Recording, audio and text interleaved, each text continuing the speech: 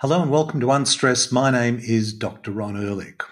I'd like to acknowledge the traditional custodians of the land on which I am recording this podcast, the Gadigal people of the Eora Nation, and pay my respects to their elders past, present and emerging.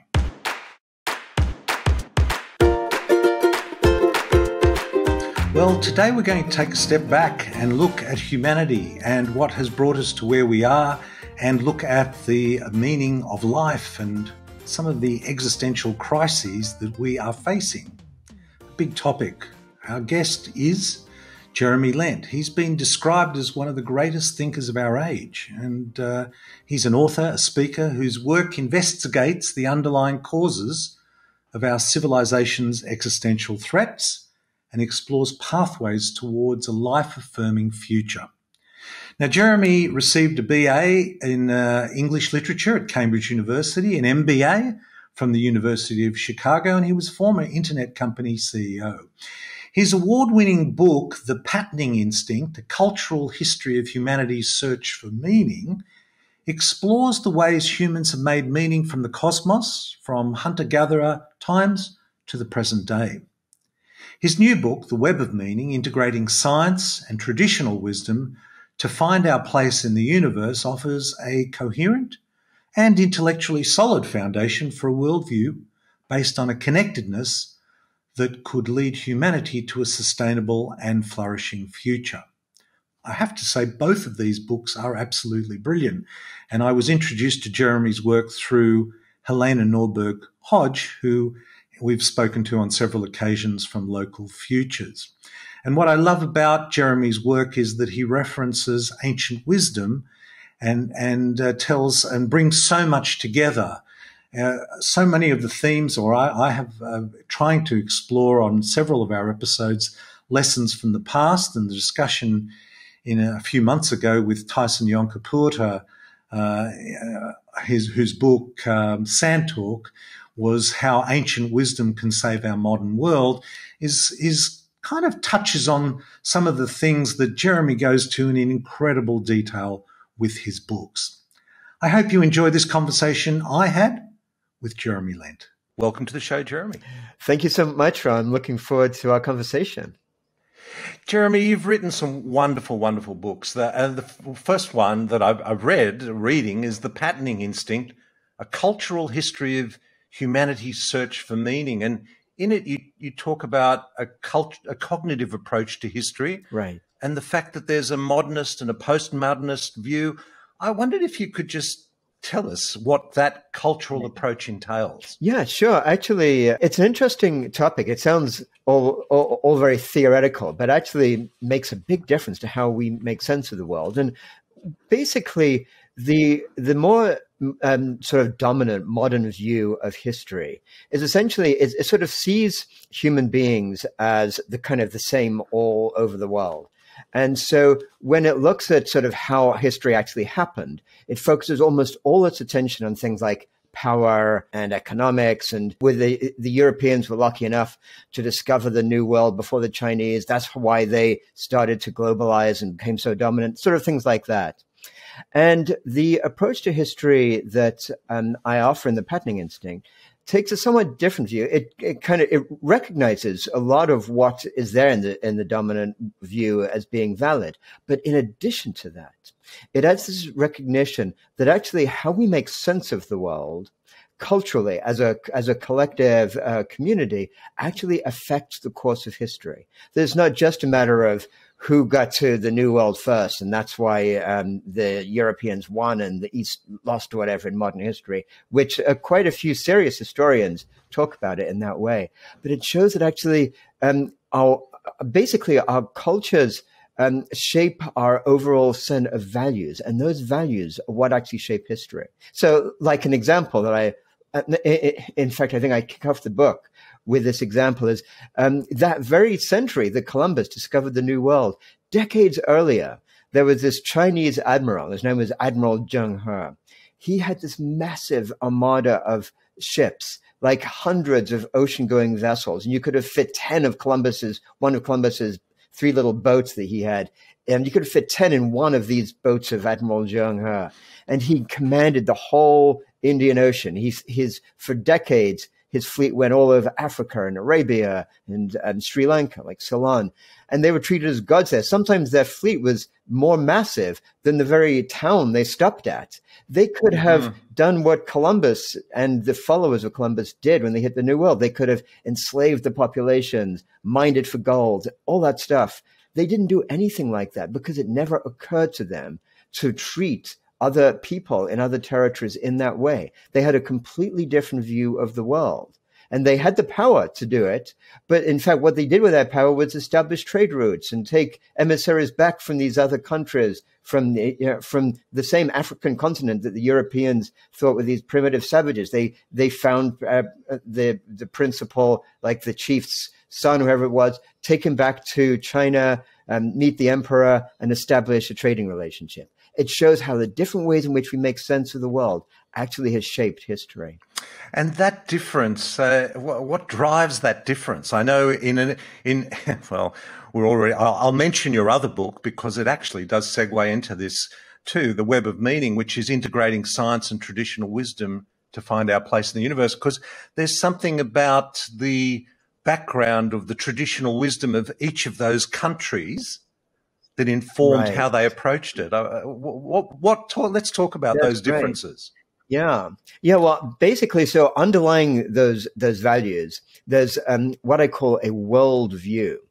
And a worldview basically refers to the sort of way in which we implicitly make sense of reality around us. Basically, everything that happens around us, the things we do, the values we hold, behaviors we see, the way we relate to other people, they all are something we experience through a lens. But in just the same way that when we look at the world through our eye, and our eye is a lens, but we need a biologist to tell us that, we don't realize that the world is actually not exactly the way we think we're receiving it through our eye.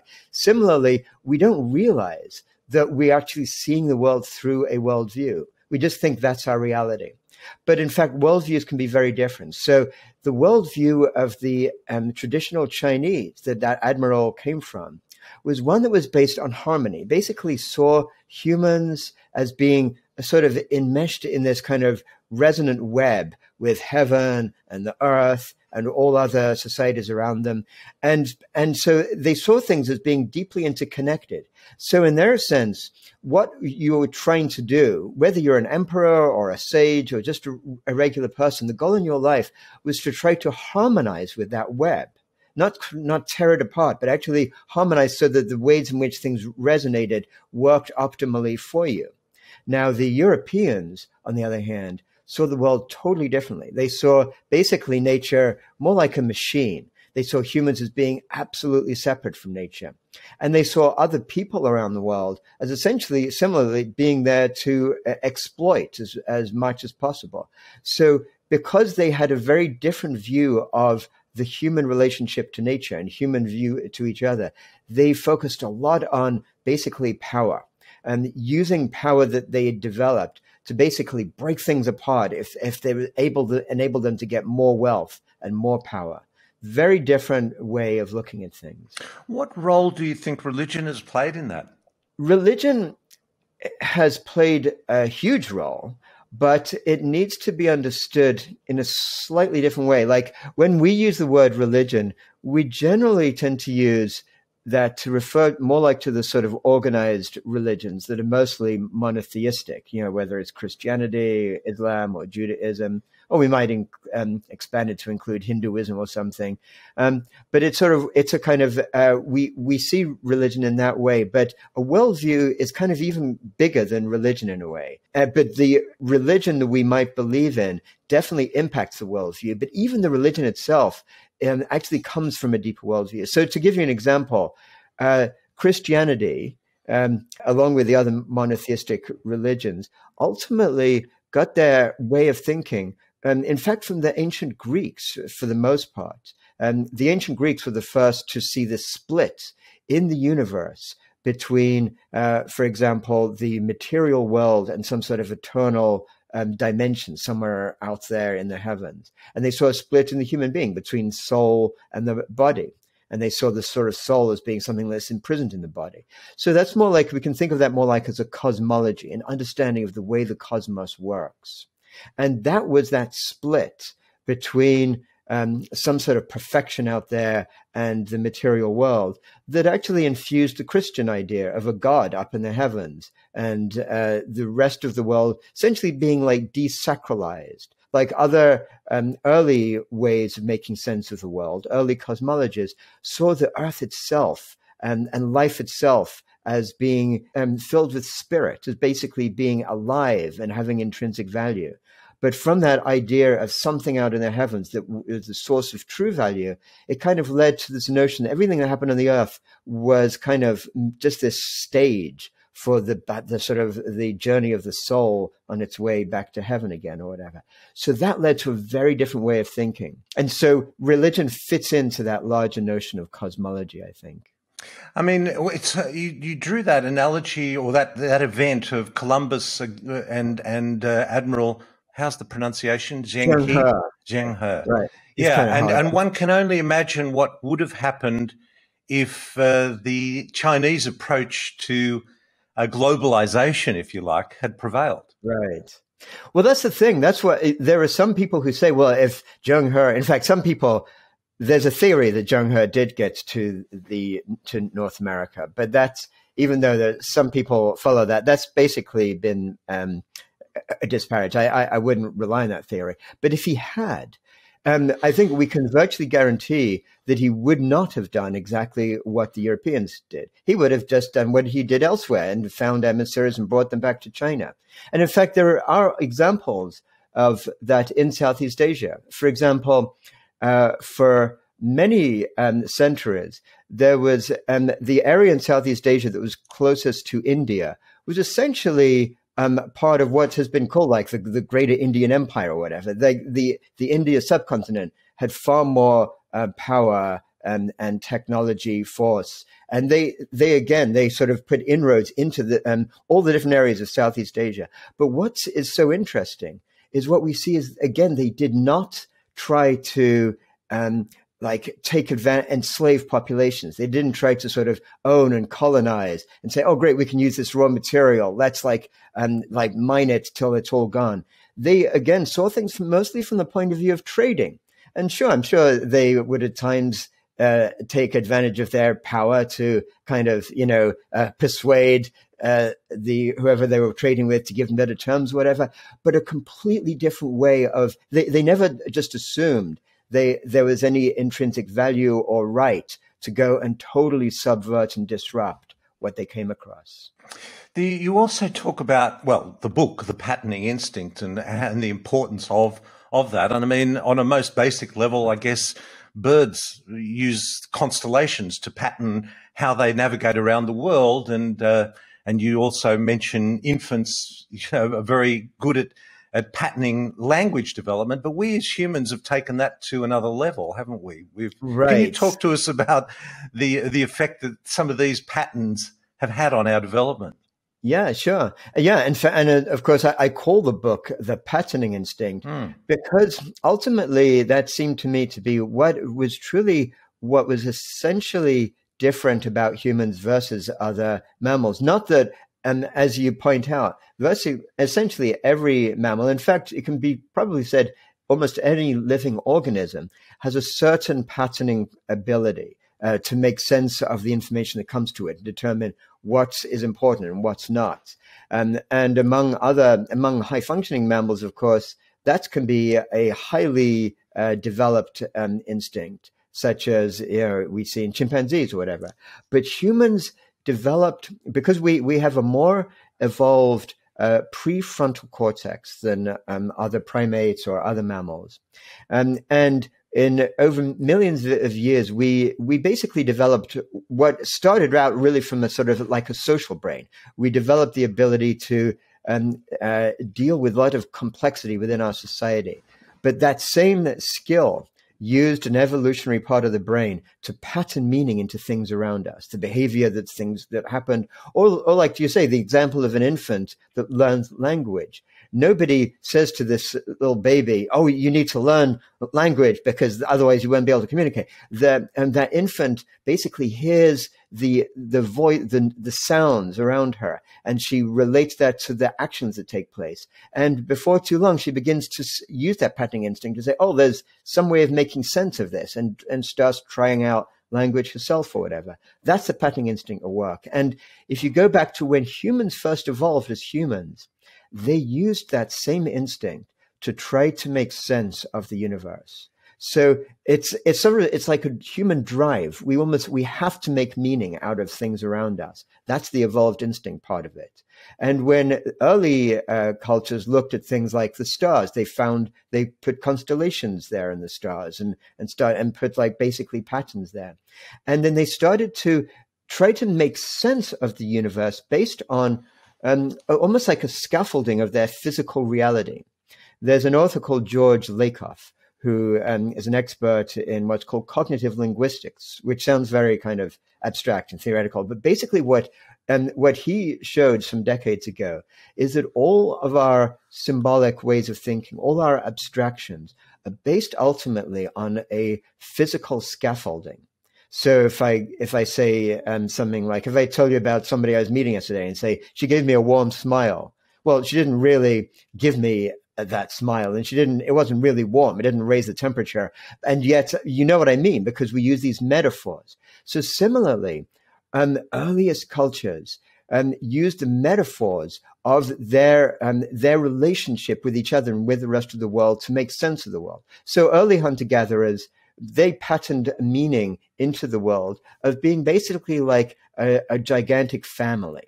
And so they saw spirits around them as being like sort of parents. And they saw essentially nature as a giving parent. And they saw all spirits as being therefore part of the family. So imagine if you see every living being around you, even the stones and inanimate objects, as being part of a family, you'd probably treat them differently than if you saw them as an inert mass of mechanistic things that are there for you to exploit. And so that's how this kind of patterning instinct leads to those worldviews, which then leads to actually how we live in the world. And this is where this traditional wisdom is so powerful. I mean, I know that I've recently, and I think you've recently spoken to Tyson Yonkaporta. Right, exactly. The Sand Talk. And I thought one of the most profound things that I got from his book and talking to him was that there was a protocol for engaging with decisions, a very definite protocol that starts with respect, then you connect, then you reflect, and then you direct. And he made the point that actually our Western approach, or perhaps our approach, well, maybe before even Columbus, I'm sure, but is the exact opposite. It's direct. It doesn't work out well. Oh, we should reflect. Oh, maybe we should have connected with what we're doing. Oh, we should have a much more respect for it. Right. We have so much to learn from our traditional, that traditional connection wisdom, isn't it? That is so true. And that's why it's so important to actually really begin to recognize that we are looking at the world through this lens, this kind of cognitive lens, or this worldview, because it's only once we actually realize that we can begin to start to explore other ways to make sense of things. Because, of course, once you realize you're seeing something through a lens, you might be curious to say, oh, what would everything look like if I look through another lens? And, of course, you'll see things in different ways. You'll see things you didn't see before. And you may make sense of things in a way that you didn't make sense of before. That's where the indigenous values and indigenous ways of being that still remain, even after these centuries of Western European-based destruction and devastation of these cultures, it still remains all around the world. And there's so much that the modern people in the modern world today can learn from that, as well as other great cultures that also continue to be strong today, whether it's like East Asian ideas, whether it's Taoism, Buddhism, or these great traditions. There's so much that we in the West can learn by opening our minds to these other possibilities. The thing that always intrigues me is we as Homo sapiens have been around for 200,000 or 300,000 years. and we were in these hunter-gatherer groups connecting with nature. Right. Yeah. And then something happened, something Right. changed, which brought more than 150 people together. Right. You know, what was the patterning that changed then? Yes. Well, that is probably more than anything to do with what's known as sedentism, which basically means humans learning, well, in certain parts of the world, humans starting to settle down rather than being nomadic.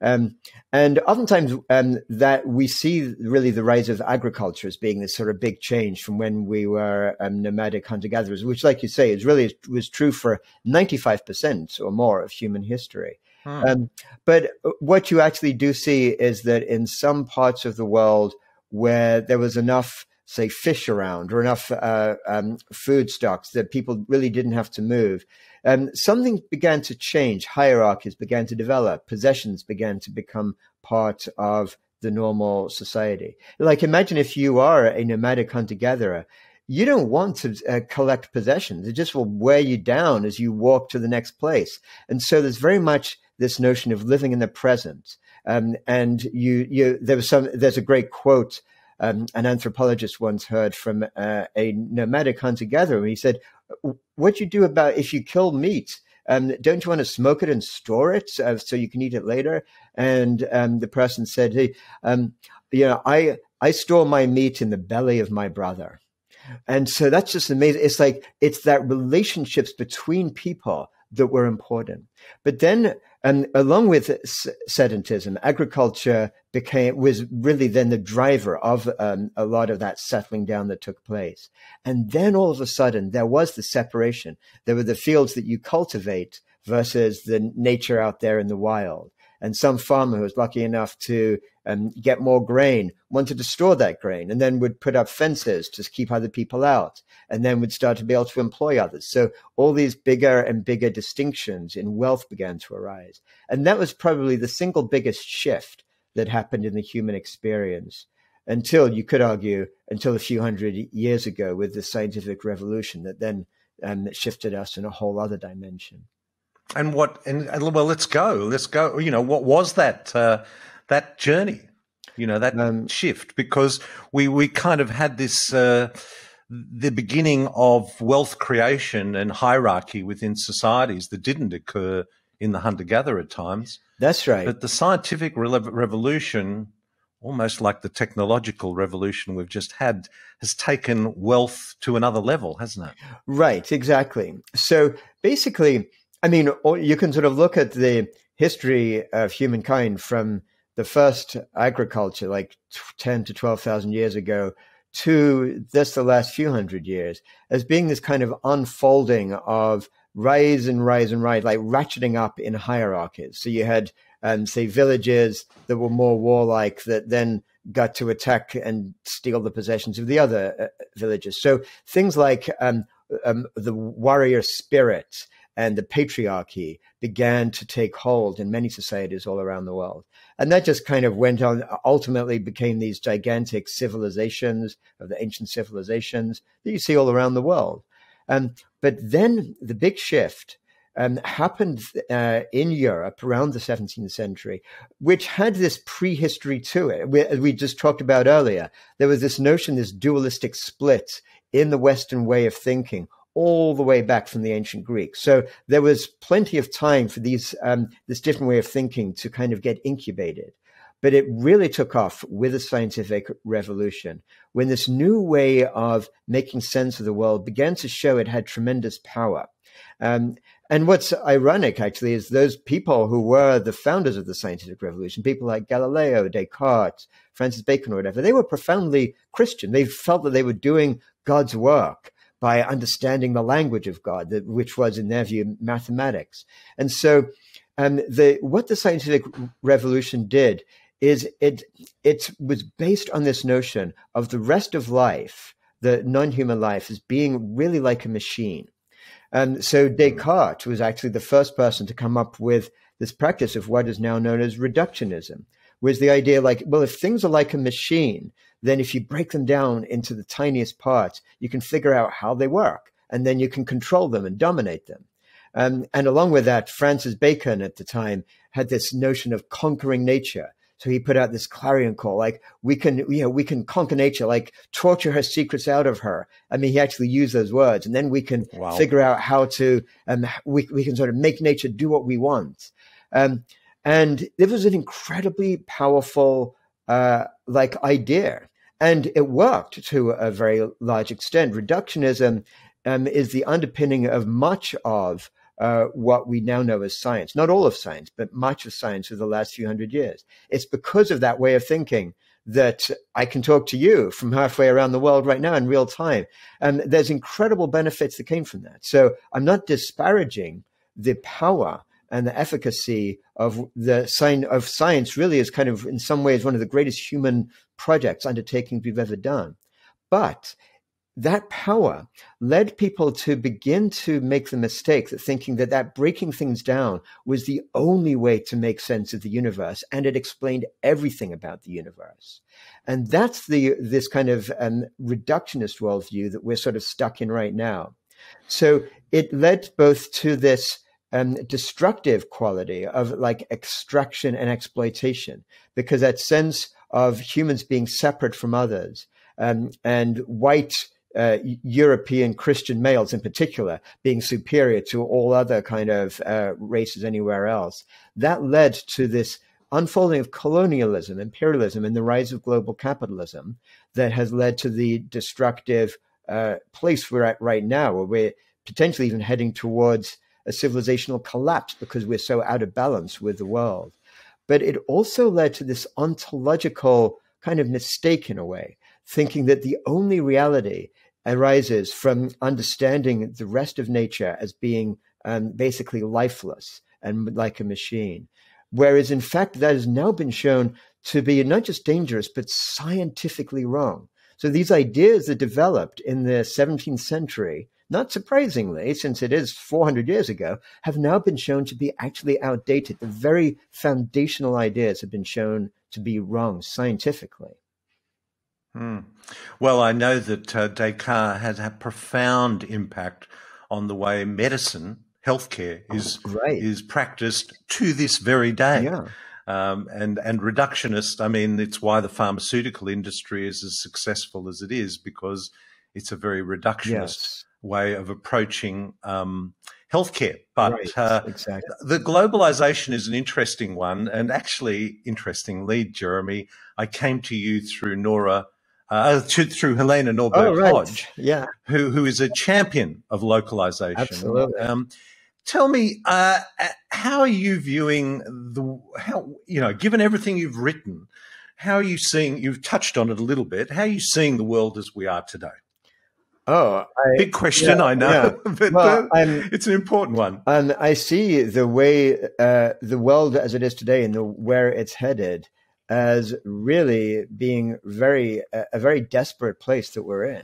And we're really facing massive existential multiple crises, which some people call a meta crisis, because essentially the root cause of it is the very thing we've been describing, this kind of global capitalist system of extraction and exploitation, which has now become so powerful. It's like almost like an AI, like some sort of system that has been designed that has gone out of control. So it's consuming the earth at a far more rapid pace than is sustainable. It was not just climate breakdown that we have to be terrified at as we look in the decades ahead, but the climate itself is really just a symptom of a deeper devastation, which is ecological breakdown. And the very life support system on which our civilization is based is being destroyed by our activities. It's a totally unsustainable path that we're on. And if we don't change it within the next really few decades at the most, is what we have to turn it around, we're likely to end up with some catastrophic shift in where our civilization goes. It could be a civilization collapse. There are other potential alternatives, but whatever it is, it's not sustainable the way it is right now. And you mentioned AI, and I think we've also reached a point, not just ecologically, but we've reached a point where arguably our devices, the artificial intelligence, know us better than we know ourselves. Certainly, they have a memory of everything we've bought and been to and seen and interested in. I know your focus is on deep transformation for us as individuals, Right. and why is that even more important now than ever before? Deep transformation. Well, it's Yes. I think it's really the only chance. I mean, when we think of deep transformation for a society rather than on an individual basis, it's the only chance I really think that we have to look at a true long-term flourishing future for humanity on a healthy planet is if we don't just try to do a few fixes. It's not a matter of like, oh, well, let's invest in renewables or even something like degrowth, which is a powerful idea, like recognizing we need to stop growing our society. That's a huge shift. But even then, we have to go to a deeper layer. We actually have to transform that very way in which we make sense of things and in which we live our lives in society to really move our civilization to a different direction. That's why it's not just a matter of transforming something. It's deep transformation, almost like transforming the very foundations of the way we make sense of life and how we live our lives. And that then is something we can do internally. We can do that through understanding this notion of worldviews, through understanding that many of the things that we take for granted, many of the things that we just hear about on TV or on social media or whatever, actually are based on wrong foundations. And of course, what social media will do will distract us because it's designed to do that, because that makes more money for the massive corporations that own these incredible networks. And so it distracts us and takes us away from our own well-being.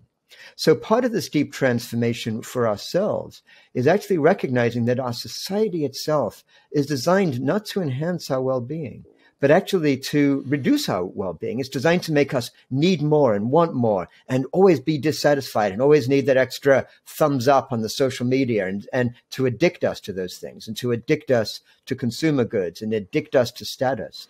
And that's a very cynically worked out approach that has been developed over more than 100 years by basically corporate capitalism, which is finding ways to keep us always dissatisfied so that we'll spend more money, work harder to earn more, to spend more.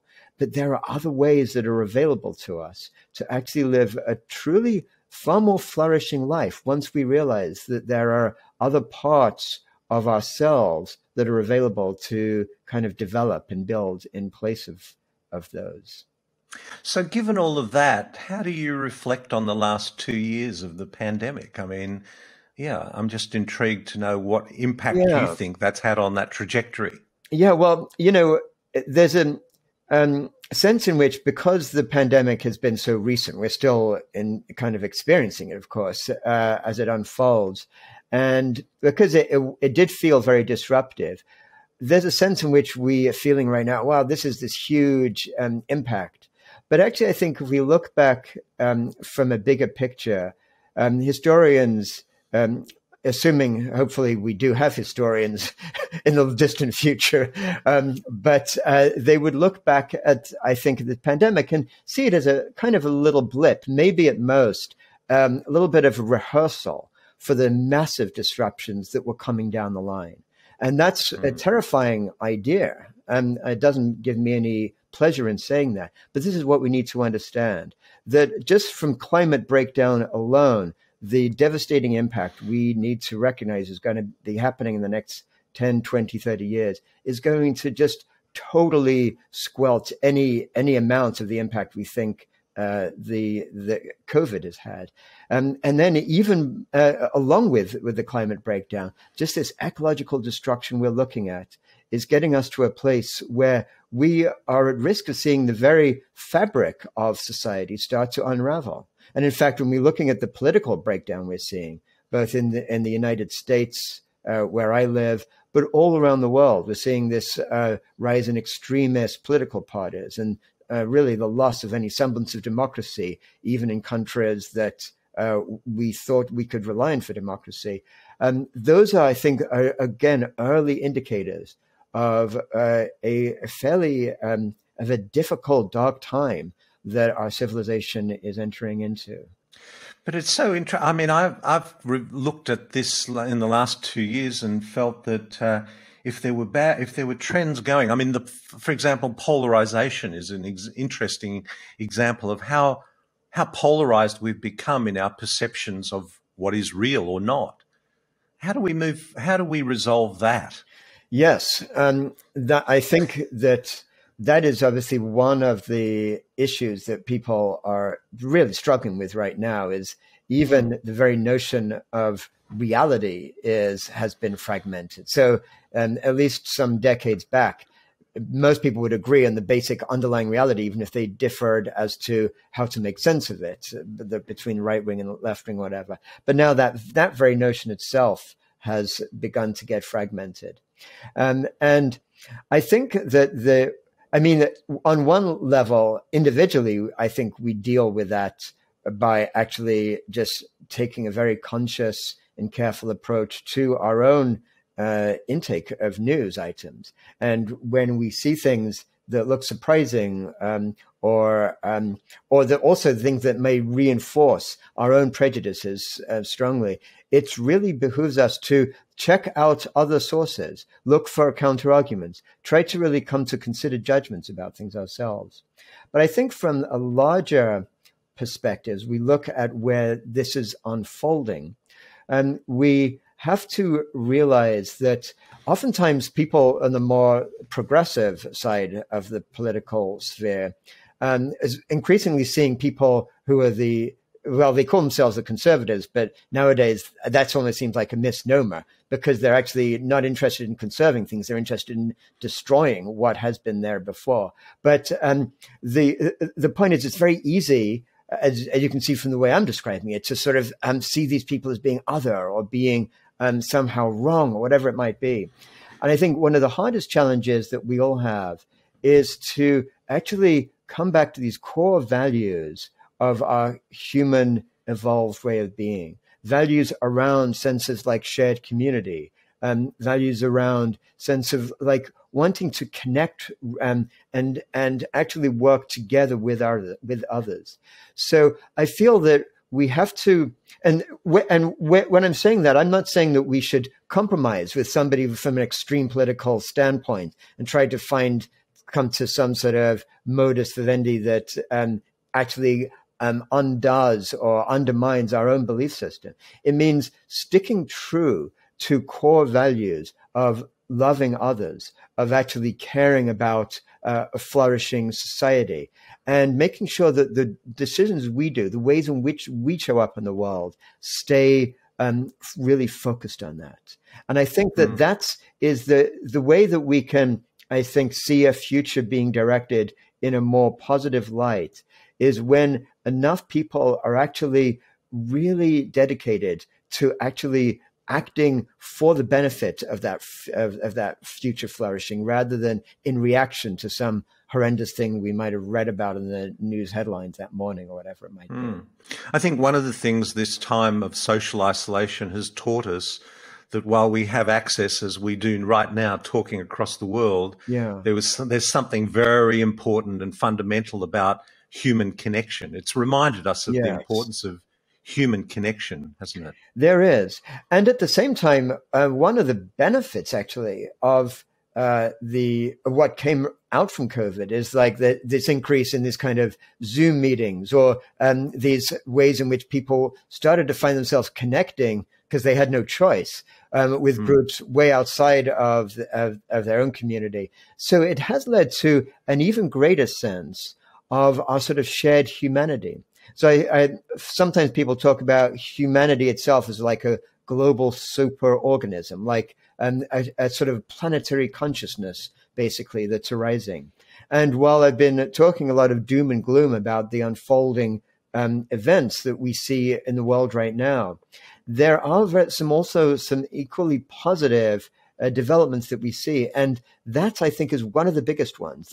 There's an increased recognition among pretty much everybody who just becomes part of the sort of internet enhanced local sort of global communication system, that we are a bigger entity, that what happens in somewhere else in the world matters to us. And when we see somebody who is just a victim of oppression, millions of people from around the world care about that and want to step up and change it. That's a lot of where I feel we can see hope for the kind of the deep transformation that I talk about. You also talk about an ecological civilization. Yes. And I wondered if what does that look like? Yeah, well, the notion about an ecological civilization is it posits this idea of this possibility of an actual global civilization that was based on a different foundation. So if we think of our dominant civilization right now, basically it's being built on the foundation of global capitalism, as we've described, essentially the foundation of wealth accumulation. An ecological civilization would be based on the foundations of what can enable flourishing for life itself. So a life-affirming foundation.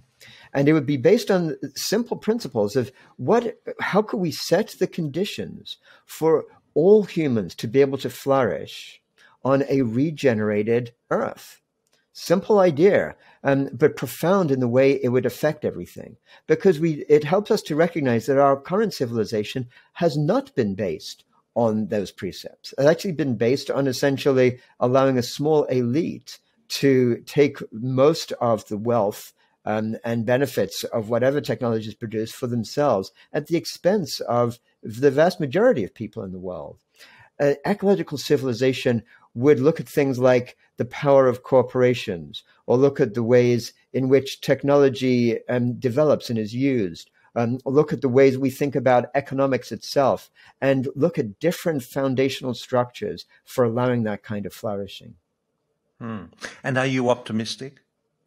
Well, to me, it's not a matter of optimism or pessimism, because in a way, it's something that actually the author Rebecca Solnit said it really well in a book she once wrote called I think it was called Light in the Darkness. Basically, if you're optimistic about where things are going, it's kind of an excuse for, I don't really need to do much about it myself because somebody else will take care of it.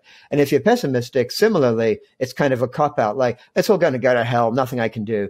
I mean, when I look at how things are unfolding, there's a lot of reasons why we can feel very pessimistic about the likely trajectory of where we see things headed.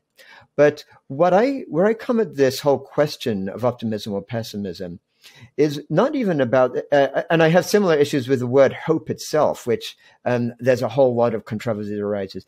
It's more like this recognition that each of us is part of creating that future. And that actually what each of us does makes a difference. We don't know the difference it makes, because one of the things that we find when we look at the complexity of our current society, or the way it interacts with the rest of the living earth and all these things, is that these multiple complex systems are very nonlinear. And what nonlinear means is kind of a geeky word in a way, which says you can't really know exactly where it's going to head.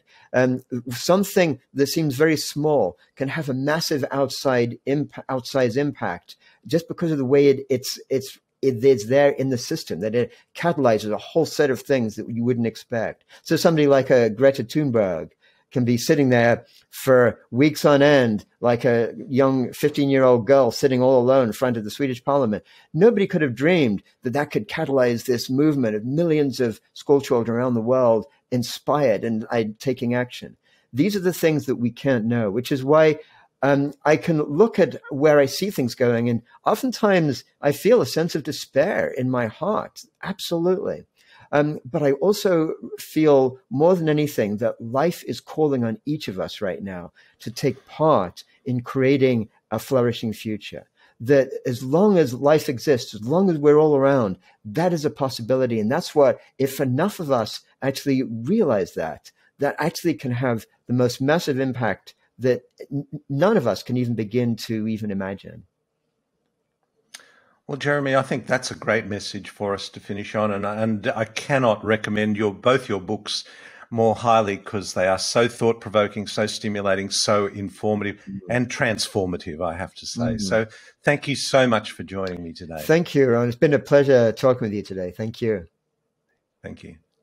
Well, look, there is just so much in both of Jeremy's books. It is quite mind-boggling, some of the, what he draws together in terms of ancient wisdom and how this relates to our journey from hunter-gatherer times to the present day. I mean, there is so much in both of these books. But interestingly, he's also got an online program which brings together concepts of both of these books, which are both absolute tomes and brilliant in their content. The course is an online program called The Principles and Practice of Deep Transformation, laying the foundation for a new regenerative world. And who doesn't want to be part of that? We will have links to that and to Jeremy's book and website, all of which has links to all of the things that he does. I hope this finds you well. Until next time, this is Dr. Ron Ehrlich. Be well. This podcast provides general information and discussion about medicine, health and related subjects. The content is not intended and should not be construed as medical advice or as a substitute for care by a qualified medical practitioner. If you or any other person has a medical concern, he or she should consult with an appropriately qualified medical practitioner. Guests who speak in this podcast express their own opinions, experiences and conclusions.